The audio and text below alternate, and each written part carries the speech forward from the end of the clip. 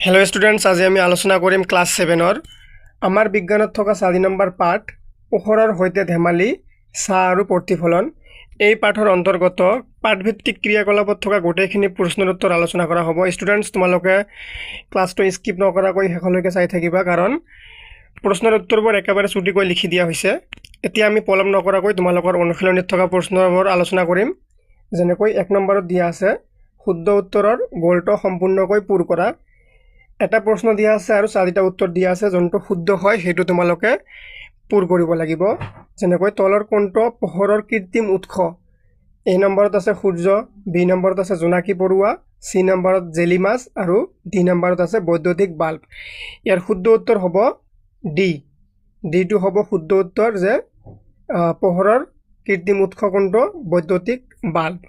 তোমালোকে কিতাপত চাবা এনেকৈ এবিসিডি কৰি চাৰিটা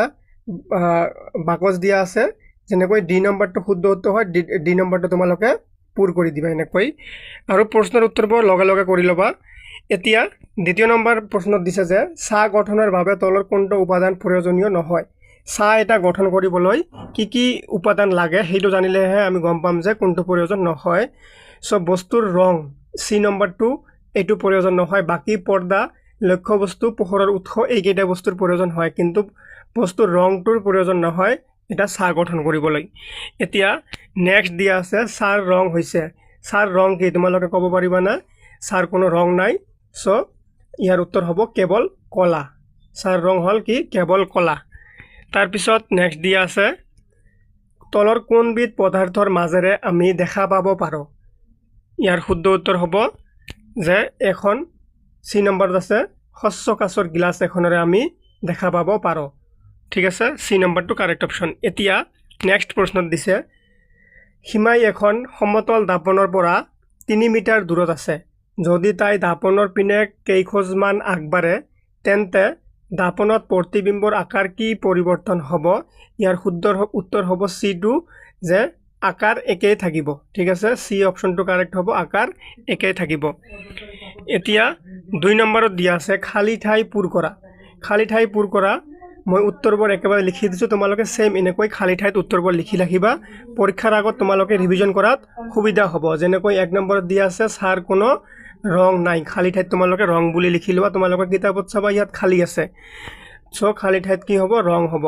নেক্সট দিয়া আছে পিন হল কেমেৰাই কি কৰে ওলোটা প্ৰতিবিম্ব গঠন কৰে সো 2 নম্বৰৰ খালি ঠাইত কি হ'ব ওলোটা লিখি লবা তোমালোকে এতিয়া 3 নম্বৰত দিয়া আছে ৰবাৰ অহস্য কিন্তু কাচ হস্য ঠিক আছে এই দুটা তোমালোকে খালি ঠাইত পূৰ কৰি লবা নেক্সট দিয়া আছে যেতিয়া আমি দাপনত চাওঁ বাওঁ হাতখন সোঁহাত যেন দেখা যায় এনে পৰিঘটনাক পাৰ্শ্বীয় বিলম্বন বুলি কোৱা হয় সো 4 নম্বৰ খালি ঠাইত তোমালোকে পাৰ্শ্বীয় বিলম্বন বুলি লিখি লবা এতিয়া 3 নম্বৰত দিয়া আছে শুদ্ধ নে অশুদ্ধ লিখিব লাগে তলত কিছুমান বাক্য দিয়া আছে এই বাক্যডাল শুদ্ধ নে অশুদ্ধ লিখিব লাগে যেনেকৈ 1 নম্বৰত কৈছে অদাপ্তিমান বস্তুৱে নিজে নিজৰ পোহৰ বিলায় এটো শুদ্ধ নে অশুদ্ধ এই কথাটো একেবাৰে অশুদ্ধ হয় সো আমি উত্তৰত কি লিখিম অশুদ্ধ বুলি লিখিম এতিয়া 2 নম্বৰত দিয়া আছে পোহৰে সদায় সৰল ৰেখাত গতি কৰে এটো শুদ্ধ কথা সো ইয়াৰ উত্তৰত তোমালোকে লিখি লবা শুদ্ধ বুলি তাৰ পিছত 3 নম্বৰত দিয়া আছে পেৰিস্কোপ পোহৰৰ প্ৰতিফলন ধৰ্মৰ ওপৰত আধাৰিত এটো শুদ্ধ হয় ইয়াৰ উত্তৰত শুদ্ধ বুলি লিখি লবা মই যেনেকৈ লিখি দিছো এতিয়া 4 নম্বৰত দিয়া আছে চন্দ্ৰ দীপ্তিমান বস্তু এটো অশুদ্ধ হ'ব ঠিক আছে উত্তৰ অশুদ্ধ এতিয়া নেক্সট 4 নম্বৰত দিয়া আছে তলৰ দিয়াবৰ মিলাই লিখা ক অংশৰ লগত খ অংশ মিলাব লাগে মই ডাইৰেক্ট তোমালোকক এনসাৰ কৰি দিছো ঠিক আছে যেনেকৈ ক অংশৰ 1 নম্বৰৰ লগত খ অংশৰ 3 নম্বৰত মিলিব তোমালোকে ক অংশৰ 1ৰ লগত খ অংশৰ 3টো এনেকৈ আস্থানি দিবা ঠিক আছে যেনেকৈ জীৱ 1 নম্বৰ ক অংশৰ 1 নম্বৰত দিয়া আছে জীৱৰ বস্তুৱে তাৰ মাজেৰে পোহৰ পাৰ হৈ যাবলৈ দিয়ে এটো কি হ'ব খ অংশৰ 3 নম্বৰৰ লগত মিলিব যেনেকৈ শস্য বস্তু তাৰ পিছত নেক্সট দিয়া আছে দ্বিতীয় নম্বৰটো মিলিব 4 নম্বৰৰ লগত যেনেকৈ চন্দ্ৰ অদপ্তিমান বস্তু 3 নম্বৰত দিয়া আছে জীৱৰ বস্তুৱে নিজে নিজৰ পোহৰ বিলায় এটো কি এটো হ'ব 3 নম্বৰ 1 নম্বৰৰ লগত হ'ব দীপ্তিমান বস্তু ক অংশৰ 3 নম্বৰটো খ অংশৰ 1 নম্বৰৰ লগত আস্থানি দিয়া তাৰ পিছত নেক্সট 4 নম্বৰত দিয়া আছে কোন পৃষ্ঠৰ পৰা পোহৰ উভতি অহা এটো কি প্ৰতিফলন ক অংশৰ 4 নম্বৰটো খ অংশৰ দ্বিতীয় নম্বৰৰ লগত আস্তানি দিয়া এতিয়া 5 নম্বৰত দিয়া আছে চিন্তা কৰা আৰু উত্তৰ দিয়া তলত কিছুমান প্ৰশ্ন দিয়া আছে এইবোৰ পঢ়ি তোমালোকে ভাবি উত্তৰ কৰিব লাগিব প্ৰশ্নটো হ'ল যে কোনো এটা বস্তুৰ এটাতকৈ অধিক ছা গঠন হ'ব পাৰে না ইয়াৰ উত্তৰ হ'ব যে হয় পাৰে যদি এটা বস্তুৰ ওপৰত একাধিক পোহৰৰ উৎসৰ পৰা পোহৰ পৰে তেন্তে বস্তুটোৰ এটাতকৈ অধিক ছা গঠন হ'ব পাৰে এইখিনি তোমালোকে লিখি ল'বা তাৰ পিছত নেক্সট দিয়া আছে ছা এটা গঠন হ'বলৈ কি কি চৰ্তৰ প্ৰয়োজন ছা এটা গঠন হ'বলৈ আমাক কি কি বস্তু লাগিব উত্তৰ হ'ব ছা এটা গঠন হ'বলৈ তলৰ তিনিটা চৰ্তৰ প্ৰয়োজন হয় কি কি প্ৰথমটো হ'ল যে ছা এটা গঠন হ'বলৈ এটা পোহৰৰ উৎস থাকিব লাগিব দ্বিতীয়তে কি লাগিব পোহৰৰ গতিপথত বাধা দিব পৰা এটা অস্বচ্ছ বস্তু থাকিব লাগিব ঠিক আছে তাৰ পিছত 3 নম্বৰটো কি লাগিব যে ছাটো পৰিবৰ বাবে এখন পৰ্দা থাকিব লাগিব নেক্সট প্ৰশ্ন পোহৰৰ উৎস নোহোৱাকৈ আমি ছা দেখা পাম না পোহৰ নহলে আমি ছাটো দেখা পাম না ইয়াৰ উত্তৰ হ'ব নাপাও কাৰণ পোহৰ অবিহনে ছা গঠন হ'ব নোৱাৰে সম্পূৰ্ণ আন্ধাৰ কোঠা এটাত কোনো ছা দেখা পোৱা নাযায় তাৰ পিছত নেক্সট প্ৰশ্ন দিয়া আছে 4 নম্বৰ ধৰা হল তোমাৰ এটা ৰঙা আৰু এটা নীলা বাল্ব আছে দুয়োটা বাল্বৰ সুইচ এটো সুইচ বুলি কৰি লবা অন কৰা যদি তুমি ৰঙা বাল্বটোৰ সন্মুখত এটা বস্তু ৰাখা তেন্তে ছাটোৰ ৰং কি হ'ব নীলা বাল্বটোৰ সন্মুখত এটো সন্মুখত বুলি লিখি লবা এই দুয়োটাই বস্তুটো ৰাখিলে ছাটোৰ ৰঙৰ কিবা পৰিৱৰ্তন হ'ব না ইয়াৰ উত্তৰ হ'ব যে দুয়োটা ক্ষেত্ৰতে ছাটোৰ ৰং কলাই হ'ব পোহৰৰ উৎসৰ ৰং ৰঙা হওক বা নীলা হওক ছা সদায় কলা বা আন্ধাৰ হয় ছাৰ কোনো ৰং নাই ছাৰ ৰংটো হ'ল কলা সব বাল্বটো কলা হওক বা ৰঙা হওক এই পোহৰ বগা ৰঙৰ বাল্ব হওক বা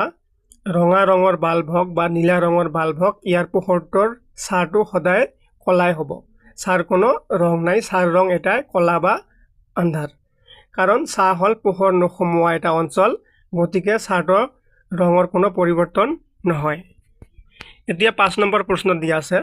এম্বুলেন্স এখনৰ সন্মুখত এম্বুলেন্স শব্দটো কিয় ওলোটাকৈ লিখা থাকে ইয়াৰ উত্তৰ হ'ব যে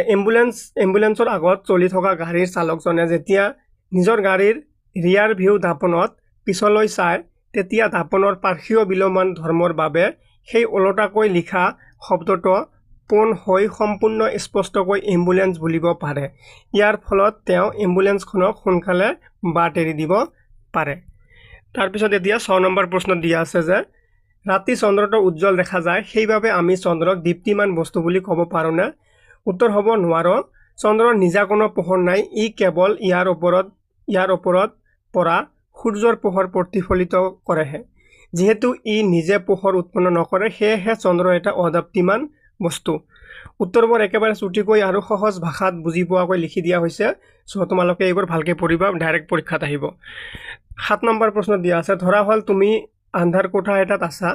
কোঠাটোৰ বস্তুবোৰ তুমি দেখা পাবা না কোঠাটোৰ বাহিৰত পোহৰ থাকিলে বাহিৰৰ বস্তুবোৰ দেখা পাবা না ইয়াৰ উত্তৰ হ'ব